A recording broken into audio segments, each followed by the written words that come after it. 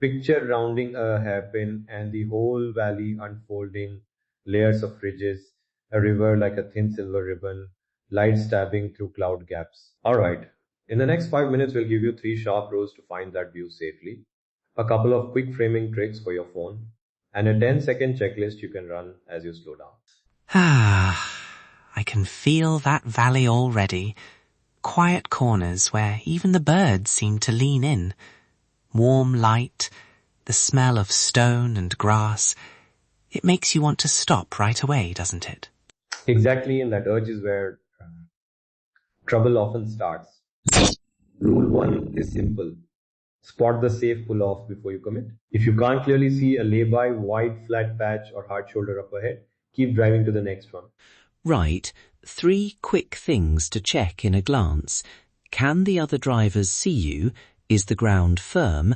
And do you have enough room for vehicles to pass? If any of those is shaky, the view can wait. MHM and make it a habit. Glance in the mirror, signal early, ease off the accelerator rather than braking hard. I'll be honest, last winter my mate and I nearly brought a narrow bridge to a standstill because we stopped without checking properly. Hold on, you'd actually stop on a narrow bridge? Not intentionally, but we almost did. Adrenaline and the sight of that perfect funnel of light made me twitch the handbrake. It's a silly near miss, but it proves the point. The view can trick you into taking risks. Exactly. That's why the habit matters. If you can't see a safe spot, keep moving. The road etiquette is simple. Don't make the landscape someone else's problem. We owe locals that courtesy. Right. Rule 2. Read the light and the weather fast. Dawn and dusk are obvious, but those dramatic shafts after a shower or cloud edges cutting through ridge lines can turn a so-so vista into something cinematic. If clouds are shifting, give it 30 seconds. You might get a better shot without moving an inch. When low cloud hugs the nearer ridges, the valley gains depth, nearer slopes go darker, and distant spines catch the light. You'll even notice a soft hush as the air cools, which makes colours pop. It's often safer to shoot from a little farther back if the ground is wet. Good detail. Now a quick practical framing tip. Use a strong foreground anchor, a boulder, fence post or a pine branch to create depth and include something familiar like a person or motorbike to give scale. For phones, tap the bright part of the scene to lock exposure and try the horizon on the top third for more foreground drama. Try crouching a little. Even a small change of height makes the foreground feel bigger and mountains loom. Also scan for distractions. Litter, tyre marks, or ravaged ground can spoil an otherwise perfect frame. Protect the place as you photograph it. Yes, and that leads straight into low impact practice.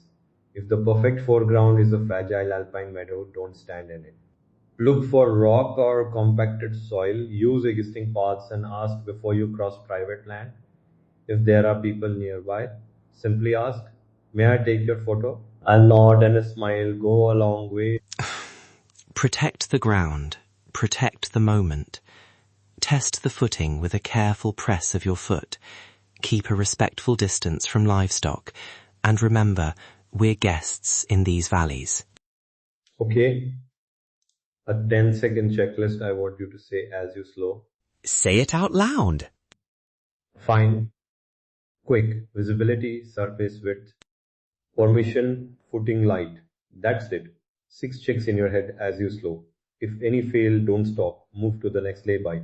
That little mantra has saved me from a dodgy pull-off more than once. One more tip. If you do park, leave a visible note on the dash and avoid blocking gates or driveways. It keeps local goodwill high. Before we close, a tiny challenge. On your next stop, run the 6 checks aloud. Try one composition trick, maybe a low angle or foreground rock, and take 3 photos, one wide, one mid, one detail.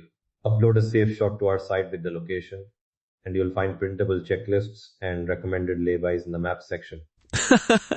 Do it gently and tell us which trick worked. If you're uncertain, keep driving to a clearer lay-by. That's always the best call.